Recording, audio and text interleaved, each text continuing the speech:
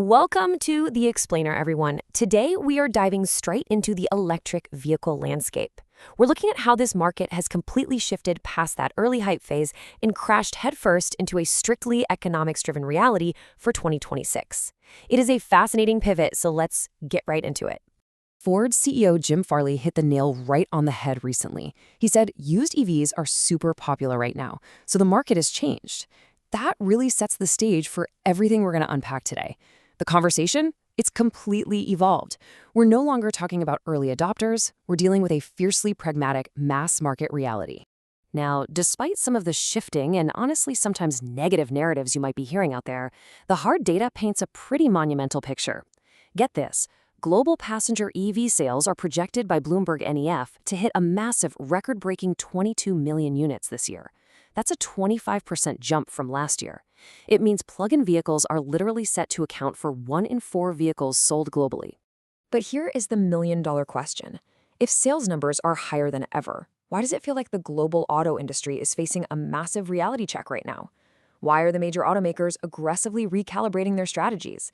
And why does the future suddenly look so incredibly different depending on where you happen to live?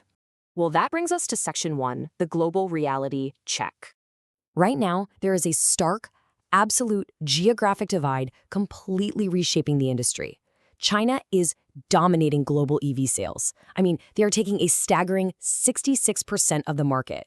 Europe is sitting at 17%, while the US market, it's significantly slowed down to just a 7% share. It's a really striking imbalance, showing us that this electric transition is definitely no longer a uniform global movement. And, this specific US slowdown isn't just happening in a vacuum. It's tied directly to changing market variables and big policy shifts. Bloomberg NEF points out that regulatory changes, specifically rolling back federal fuel economy standards and the phase-out of EV tax credits, well, they're directly lowering the US adoption outlook, both in the short and the long term. When those policy incentives shift, the market instantly reacts. Meanwhile, over in China, the focus is entirely different. At the Beijing Auto Show, Chinese automakers were aggressively pushing AI-native platforms. S&P Global Mobility put it beautifully, saying that luxury is being redefined in code rather than chrome. The competition has totally moved away from traditional mechanical ingenuity and prestige and shifted entirely toward things like continuous learning systems, automated parking, and intelligent interaction. Moving on to Section 2, the used EV boom. So, data from Edmunds reveals a pretty wild comparison. The price gap between used EVs and gas cars has just crashed. In 2025, you would have paid nearly a $4,000 premium for a used EV. Fast forward just 12 months to 2026, and that premium plummeted to just $1,102. It has effectively wiped out that massive electric premium we saw just a year ago. Price parity is a reality today. And what's driving this sudden price collapse? Well, it's largely fueled by a massive wave of 215,000 electric vehicle lease returns hitting dealer lots this year. Most of these are lightly used 2022 and 2023 models. They're flooding the secondary market and, finally, providing the truly affordable electric vehicles that budget-conscious consumers have been waiting for. Buying a car is kind of like buying a mattress. You focus really heavily on that final sticker price. But when you look at the raw monthly fueling math, the operational savings are absolutely undeniable.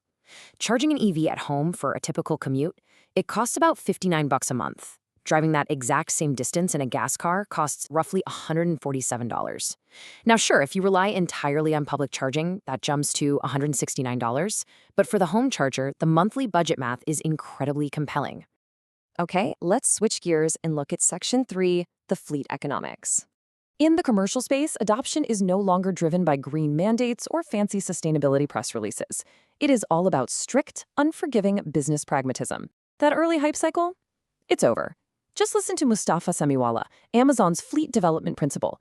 Confirming from vast amounts of real-world data, he says, "I can confirm what we see as the TCO, the total cost of ownership, does work.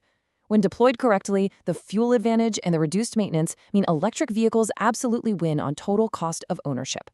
But to actually achieve that winning TCO, commercial fleets are utilizing some highly pragmatic tools. They're ditching those early pilot programs and focusing heavily on cost-effective LFP, or lithium iron phosphate battery chemistries. They're also using series hybrids for those much harder to electrify long-haul routes. Most importantly, though, they are relying on AI route matching and maintaining super high vehicle utilization. You can't just have a commercial EV sitting in a lot. You've got to use it constantly to make the economics pencil out. Which leads us directly into Section 4, solving the grid bottleneck.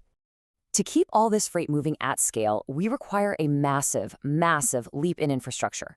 We are talking about transitioning from standard CCS2 commercial plugs, which max out around 500 kilowatts, straight to the new megawatt charging system, which is capable of an astonishing 3.75 megawatts. That is enough sheer power to fuel a heavy Class 8 truck in just 45 minutes, perfectly matching a driver's mandated rest break.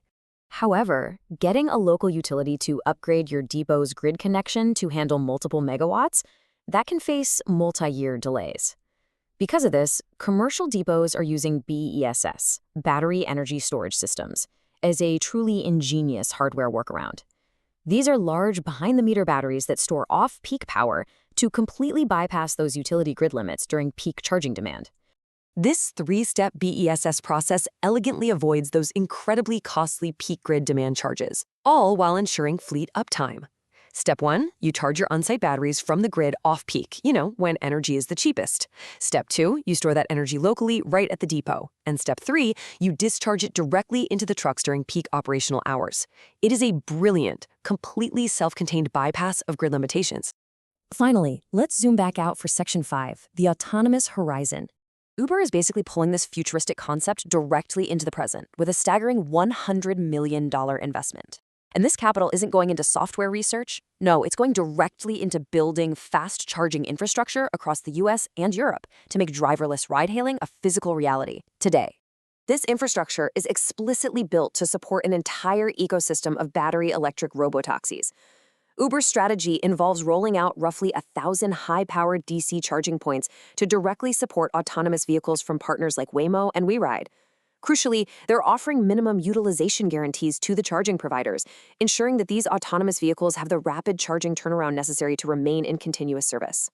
So I'll leave you with this provocative thought to wrap up our explainer today.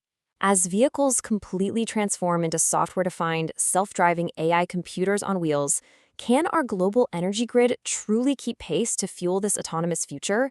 It is the ultimate bottleneck, and solving it is absolutely going to define the next decade of transportation. Thanks so much for joining me as we decoded the data today. Catch you on the next one.